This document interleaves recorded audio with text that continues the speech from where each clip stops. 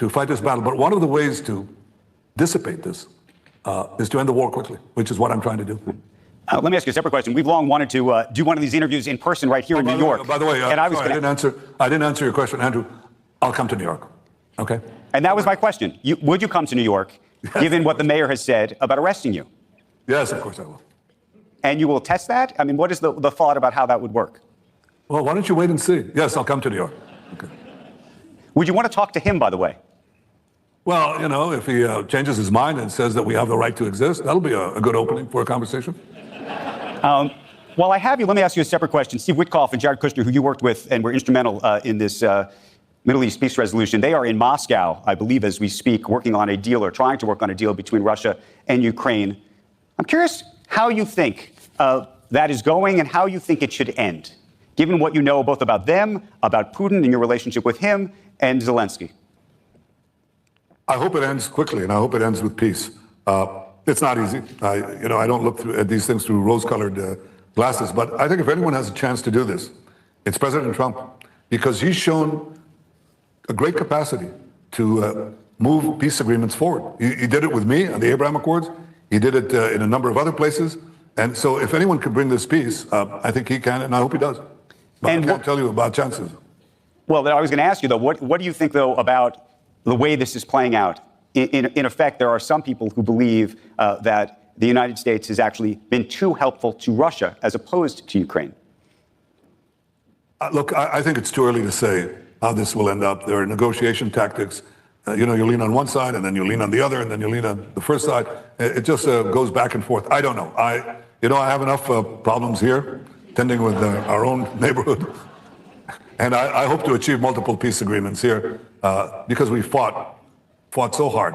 And the Jewish people pray for peace. That's how we greet each other. We say shalom. Shalom means peace. And we have hope. Our national anthem, the Tikva, means hope. So I have hopes for peace. But I know one thing. Right. In our neighborhood, and I venture to say now, in all the areas of the world, the way you achieve peace is peace through strength, Hard to pronounce, but easy to understand. If you're weak, you invite aggression, and nobody makes peace with the weak. You make peace with the strong. Israel has become a strong country, even though we're very small. We're only 10 million people. We live on a very small piece of land, but we have gigantic talents and gigantic motivation. And to see how the people of Israel united, even though we have fractious politics, as you can imagine, it's a boisterous democracy. Right. But at the time of testing, when our country was invaded, when we faced, people thought we were doomed. We were attacked by these brutes. Hamas, Hezbollah joined them in the north, and everybody thought all was lost. And then on the second day of the war, I said something to the mayors of the places that were invaded. I said, we will change the face of the Middle East. We will win this war. Because it was clear to me that we were not only fighting Hamas, we were fighting Hezbollah, we were fighting the Assad regime, we were fighting the militias in Iraq, we were fighting the Houthis, we were fighting Iran. And we did. We won this war.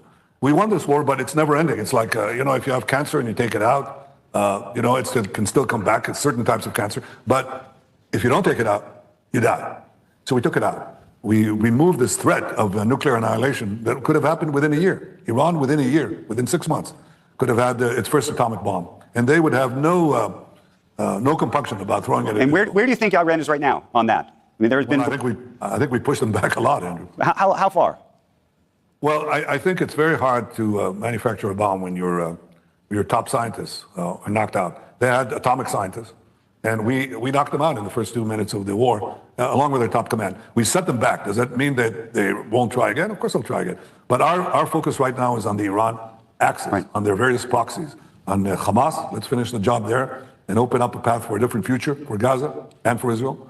And the same thing is true of Hezbollah. I mean, we opened up the possibility of a change in Lebanon. I think it's also up to the people of Lebanon to seize the future of their own country. But we've brought down Hezbollah a lot, and we deal with the Houthis and any other proxy that we have to deal with. I think opportunities are vast. They're vast, but I think it requires more work. Finally, let me ask you this. You are 76 years old now. I'm curious how much longer you want to stay in public life. I don't measure it by time. I measure it by missions, by tasks. I'm supported by a great majority of the people in the country. You never know that by the foreign reporting, but that's it. That's why I keep winning these elections.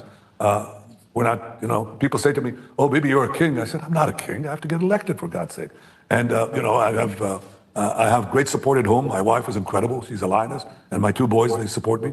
The people support me. Now, what do they support me for? They want me to complete the quest for peace. They understand that just as I really liberated Israel's economy from stagnant semi-socialism to become one of the most remarkable founts of creativity and innovation and technology in the world, unbelievable technology, we have now an opportunity. Because everything we achieved, just to give you a feeling, okay, Israel was a country with $17,000 per capita when I took over as a foreign minister. I had a little stint in that. And today it's going to cross $60,000 per capita. It's still a way to go. But that's a change that no country experienced because of the free market revolution that I introduced here. I see a much greater revolution coming. It's here. It's not coming. It's already here. And all the wondrous technologies that we have, some of them are very frightening. I've talked to the leaders of AI in the world, and you ask yourself, there's so many blessings in this, but there could be a curse. But to challenge it or to channel it into the blessings that Israel can give itself and the world, I think there's another revolution coming. I tend to steer it along with the achievement of a broader peace. These are two enormous tasks that I'd like to take on. And when history is within reach, you don't step aside, you step forward. And that's what I'm doing. Mr. Prime Minister, we're going to leave the conversation there. We very much appreciate you being back with us, and thank you very, very much for the discussion today. Thank you. Great to see you. Thank you.